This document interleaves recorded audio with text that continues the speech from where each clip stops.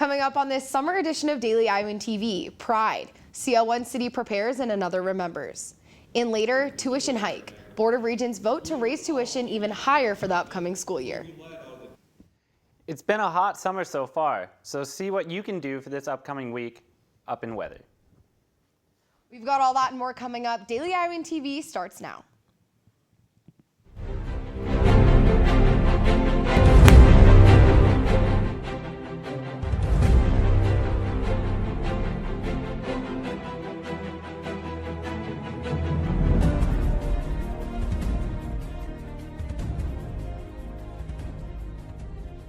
Good afternoon and thank you for joining us. I'm Becca Scadden. The Iowa City Fire Department was called to the Bowen Science Building yesterday afternoon around 6 p.m. The fire broke out on the second floor of the building. Firefighters reported that they were able to get the fire under control in 20 minutes thanks to the building's sprinkler system. According to a news release, there were no injuries, but it did cause an estimated $500,000 in damages to the building. And for a second straight year, there will be a tuition increase at Iowa's public universities. The State Board of Regents took a summer vote to raise tuition for in-state undergraduates by 5% or $358. The tuition increase will hit out-of-state students the most, with 6.4% increase or $1,764. This tuition hike is in response to a $131 million state budget shortfall.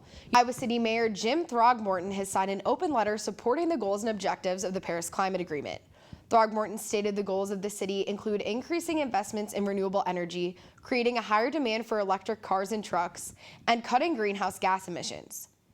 According to the mayor's website, the current carbon dioxide emissions are over 1 million tons, with most of it coming from buildings. The city hopes to reduce this number by 26 to 28% by 2025 and 80% by 2050. There are now 284 cities nationwide who've agreed to uphold the goals of the Paris Agreement. And last Friday was the beginning of an annual tradition that's aimed at Hawkeyes both old and new. Daily Iowan TV reporter Christopher Cervantes attended the event and checked in on the Medicine Alumni Reunion to see what it was all about. Last weekend, several alumni from the School of Medicine returned to the university for 2 days of honors, camaraderie, and much, much more. Twice a year we bring back medicine alumni. We bring med students together with the alumni too as a mentorship opportunity, and it's just a fun weekend. This event is not only to pay tribute to former alumni, but also to show just how far the College of Medicine has gone over the years. This was most apparent during the presentation of Medicine at Iowa program, where it was explained to the seasoned Hawkeyes what has changed since their time at the school and where the College of Medicine hopes to be in the upcoming years.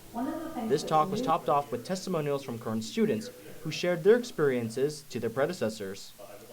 I applied to medical school twice. I didn't get it the first time, and she just told me to go for it again because nothing is impossible, and literally reach for the stars. So I did, and I'm here. At the end of the day, though, it all comes down to how the alumni feel. One alumnus was more than happy to share his thoughts on the matter. It's great. I just like this session and enjoyed hearing what the students are doing. I mean, I'm a Hawk through and through. I think the University of Iowa is a terrific university, one of the best in the country. Well, Joe, we've kicked off June with some sunny skies, and I'm hoping that continues this week. What can we look forward to? That's right, Becca. We've had some great weather this summer, and it looks like we'll continue for the majority of this week. However, we will be seeing some very high temperatures tonight.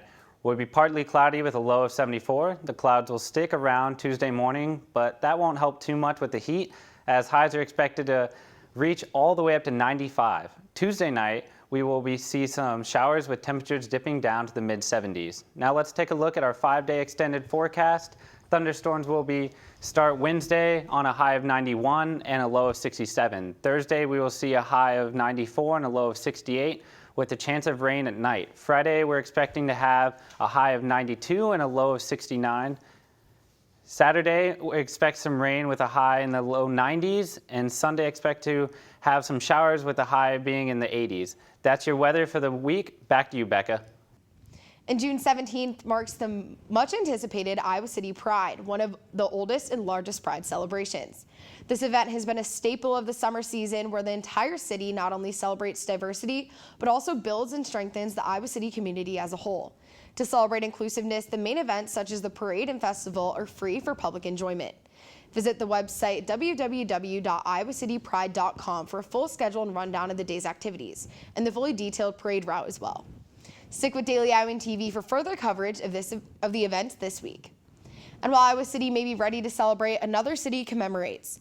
Today marks the 1-year anniversary of the Pulse nightclub shooting in Orlando, Florida.